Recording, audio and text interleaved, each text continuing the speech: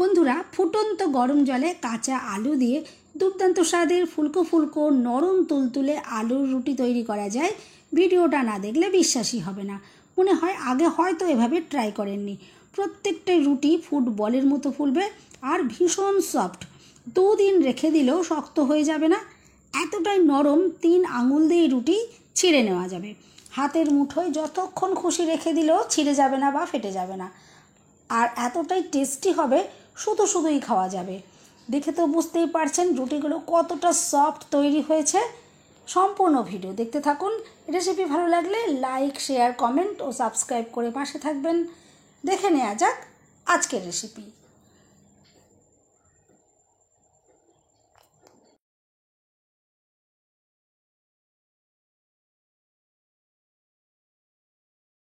নমস্কার বন্ধুরা, আমি পাপড়ি পদ্মাবতী ফুড ক্রিয়েশনে আপনাদের সবাইকে স্বাগত। প্রথমেই গ্যাসের উপরে একটা আমি জায়গা বসিয়ে দিয়েছি আর দিয়ে দিলাম কিছুটা জল। এরপরে গ্যাস জ্বালিয়ে আমি জলটা একটু ফুটিয়ে নেব। জলটা দেখুন ফুটে উঠেছে। এখন আমি এখানে 3টে মিডিয়াম সাইজের আলু ভালো করে পরিষ্কার করে খোসা ছাড়িয়ে অর্ধেক করে কেটে চাপা দিয়ে আমি এটা সেদ্ধ করে নেব।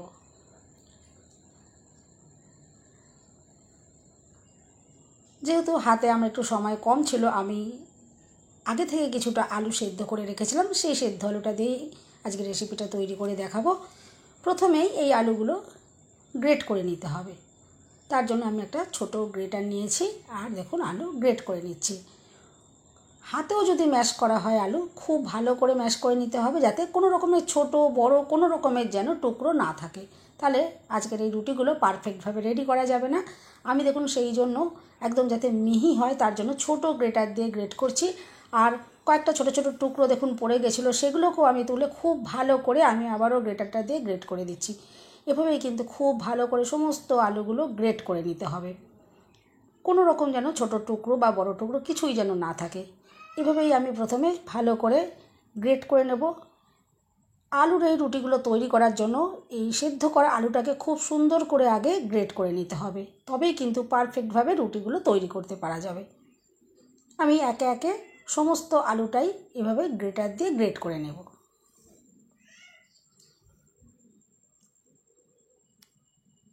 আর এই আলুর রুটিগুলো খেতে কিন্তু খুবই টেস্টি হবে। আপনারা এভাবে একবার ট্রাই করবেন, দেখবেন খুবই ভালো লাগবে।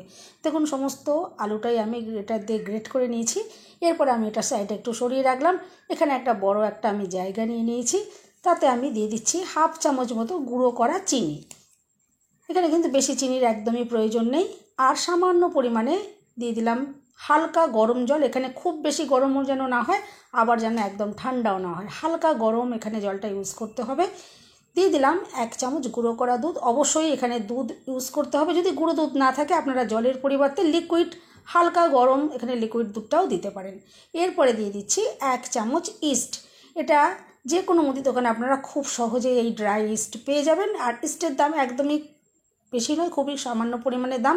আর এটা কিন্তু 1 কৌটো যদি কিনে রাখেন, এরকম ছোটো কৌটো, অনেক রকমের রেসিপি এটা দিয়ে বানিয়ে নিতে পারবেন। এরপর দেখুন খুব ভালো করে এটা আমি নাড়াচাড়া করে মিশিয়ে নিলাম। আর মাত্র 5 থেকে 7 মিনিটের জন্য এটা একটু চাপা দিয়ে আমি রেখে দিলাম। দেখুন এটা কত সুন্দরভাবে ফুলে গেছে ইস্ট। এভাবে প্রথমে আমি এটা রেডি করে নিয়েছি। এরপরে এখানে যে আলুটা আমি গ্রেট করে রেখেছিলাম, সেদ্ধ আলু, সেটা দেখুন দিয়ে দিচ্ছি আর ভালো করে মেখে নেব। খুব ভালো করে এটা দেখুন মেখে নিচ্ছি। এটা গ্রেট করে নিয়েছিলাম, কিন্তু তারপরেও দেখুন আমি খুব ভালো করে এটা মেখে নিচ্ছি। এই মিশ্রণটা যদি সঠিক না হয় তাহলে রুটিগুলো তৈরি করতে অসুবিধে হবে। দেখুন খুব ভালো করে মেখে নিচ্ছি। যদি এখানে কোনো ছোট টুকরো থেকেও যায় সেটাও খুব ভালো করে একটু মেখে নিতে হবে। দেখুন খুব ভালো করে আমি মেখে নিয়েছি। এরপরে দিয়ে দিলাম স্বাদ মতো নুন। নুনটা দেওয়ার পর ভালো করে আমি মিশ্রণটার সাথে মিশিয়ে নিচ্ছি।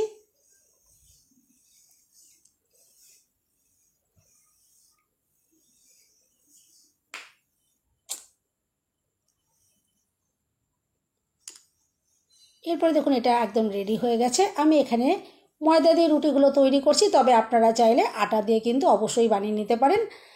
অল্প অল্প করে দেখুন এখানে আমি ময়দা দিয়ে ভালো করে মিশিয়ে নিচ্ছি।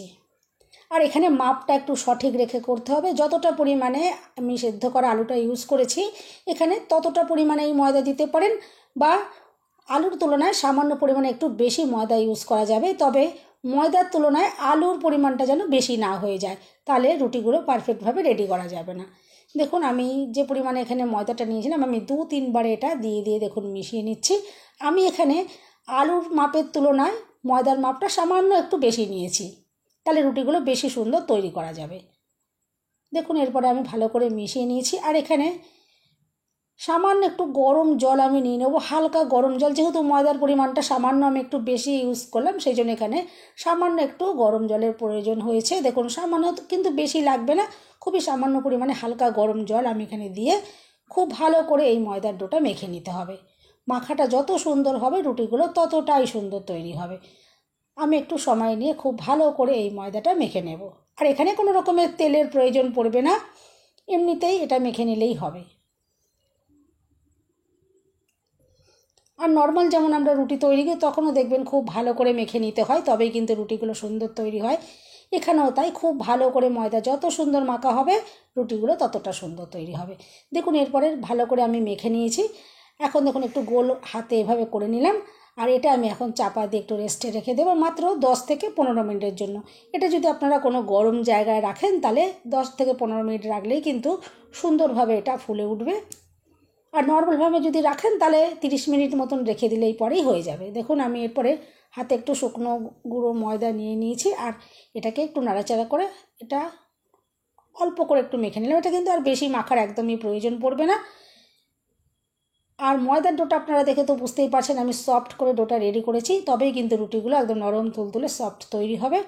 এরপরে আমি এখান থেকে লেচি তৈরি করে নিচ্ছি। নর্মাল যেরকম আমরা রুটি তৈরি করি ওরকমই লেচি আমি এখানে রেডি করে নিচ্ছি। আর লেচিগুলো তৈরি হয়ে যাওয়ার পর প্রত্যেকটা লেচিকে হাত দিয়ে আমি গোল গোল করে রেডি করে নেব, যাতে বেলার সময় খুব সুবিধা হয়। দেখুন প্রত্যেকটা লেচি আমি একদম গোল গোল করে রেডি করে নিয়েছি। এরপরে এখান থেকে একটা লেচি আমি নিয়ে নিলাম, আর বাকিগুলো অবশ্যই ঢাকা চাপা দিয়ে রাখতে হবে যাতে এগুলো ড্রাই না হয়ে যায়। এরপর দেখুন গুঁড়ো ময়দা দিয়ে আমি রুটি বেলে নিচ্ছি। নর্মাল যেরকম আমরা রুটি বেলি এরকমই পাতলা করে রুটি বেলে নিতে হবে। আর এই রুটিগুলো বেলতে কিন্তু কোনো রকমেরই অসুবিধা হবে না, দেখবেন কত সুন্দর করে রুটিগুলো বেলতে পারা যাচ্ছে, কোনো রকমেরই সমস্যা হবে না। দেখুন এভাবেই আমি একটু বেশ বড় সড়ো করে রুটিগুলো বেলে নিচ্ছি আর পাতলা করে বেলে নিচ্ছি। রুটিগুলো যখন তৈরি হবে দেখবেন খুব সুন্দর রুটি তৈরি হবে। এখান থেকে একটা রুটি আমি বেলে নিলাম, এরপরে আমি আরও একটা রুটি বেলে দেখিয়ে দিচ্ছি যে কত সুন্দরভাবে রুটিগুলো কত ইজিলি বেলতে পারা যায়। বন্ধুরা রেসিপি ভালো লাগলে একটা লাইক দিতে একদম ভুলবেন না, চ্যানেলটা সাবস্ক্রাইব করে আমার পাশে থাকার অনুরোধ রইল। বেল বাটন ক্লিক করে রাখবেন, আমি যখনই নতুন ভিডিও আপলোড করব সঙ্গে সঙ্গে নোটিফিকেশান সবার আগে আপনার কাছে চলে যাবে। দেখুন এই রুটিটাও আমি বেলে রেডি করে নিয়েছি। আর কত ইজিলি দেখুন রুটিগুলো বেলা করে আর পাতলা করে আমি তৈরি করেছি। এরপরে একটা ফ্রাই প্যান আমি ভালো করে আগে গরম করে নিয়েছি, এরপরে গ্যাসের ফ্লেমটা আমি মিডিয়াম করে রেখেছি। এই রুটিগুলো ভাজার জন্য মিডিয়াম থেকে হাইতে আপনারা ভেজে নিতে পারবেন, কিন্তু লো ফ্লেমে কখনোই ভাজবেন না, তাহলে রুটিগুলো শক্ত হয়ে যেতে পারে। আমি মিডিয়াম ফ্লেমে রুটিগুলোকে ভেজে নিচ্ছি। একটা পিঠ দেখুন একটুখানি যখন ফুলে ফুলে উঠেছিল আমি এটা উল্টে দিলাম। এভাবে দু পিঠ একটু উল্টে পাল্টে প্রথমে দেখুন সেঁকে নিচ্ছি। আর আস্তে আস্তে কত সুন্দরভাবে রুটি এখান থেকে ফুলে উঠবে।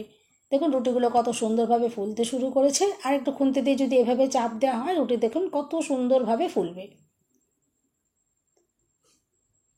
দেখে তো বুঝতেই পারছেন যে কত সুন্দরভাবে রুটিটা ফুলে উঠবে। প্রত্যেকটা রুটি একদম এরকম ফুটবলের মতো ফুলে উঠবে। আর দেখুন আমি এরকম হালকা হালকা একটু ভেজেছি, কারণ রুটিগুলো একটু সাদা সাদা হলে দেখতে কিন্তু খুবই সুন্দর লাগে। যেমন এই রুটিগুলো দেখতে সুন্দর লাগবে তেমনি খেতে কিন্তু অসাধারণ। এভাবে কিন্তু আপনারা কত ইজিলি আলু রুটি বানিয়ে নিতে পারেন। দেখুন আমি আরেকটা রুটিও একটু ভেজে দেখিয়ে দিচ্ছি। ঠিক একইভাবে রুটিটা দেওয়ার পর দেখুন একটুখানি ফুলে ওঠার পর আমি এটা উল্টে দিলাম। এভাবেই উল্টে পাল্টে ভেজে নিলেই কিন্তু দেখবেন প্রত্যেকটা রুটি একদম ফুটবলের মতো ফুলে উঠবে। আর এই রুটিগুলো এতটাই টেস্টি হবে, শুধু শুধু কিন্তু এই রুটিগুলো খেতে কিন্তু অসাধারণ লাগবে। এই রুটিগুলোর সাথে কিন্তু কোনো কিছুই খাওয়ার প্রয়োজন হবে না, কিন্তু যে কোনো আইটেমের সাথেই আপনারা এগুলো খেতে পারেন। আর রুটিগুলো সকালে তৈরি করে আপনারা কিন্তু রাতেও অনায়াসেই খেতে পারেন। রুটিগুলো একদমই নরম তুলতুলে থাকবে, কোনো রকমে কিন্তু শক্ত হয়ে যাবে না। দেখুন আমি রুটি একটু দেখিয়ে দিচ্ছি যে কতটা সুন্দর কতটা সফট। হাতের মুঠোতে যতক্ষণ খুশি এভাবে রেখে দিলেও কিন্তু রুটি ছিঁড়েও যাবে না, ভেঙেও যাবে না, কোনো রকমের সমস্যা নেই। যেমন ইজিলি যেমন খুশি এটাকে ভাঁজ করা যাচ্ছে এতটাই সফট রুটিগুলো তৈরি হয়েছে। আর আগে তো বলেছি খেতে কিন্তু দুর্দান্ত লাগবে। এভাবে যদি আপনারা আলু দিয়ে রুটি না খেয়ে থাকেন, এভাবে অবশ্যই একবার ট্রাই করে দেখতে পারেন। আমি আশা করছি আজকের রেসিপি আপনাদের ভীষণই ভালো লাগবে। এরপর দেখুন আমি রুটি একটু ছিঁড়েও দেখিয়ে দেবো যে ভেতর থেকে রুটিটা কতটা ফুলকো আর কতটা নরম তুলতুলে তৈরি হয়েছে।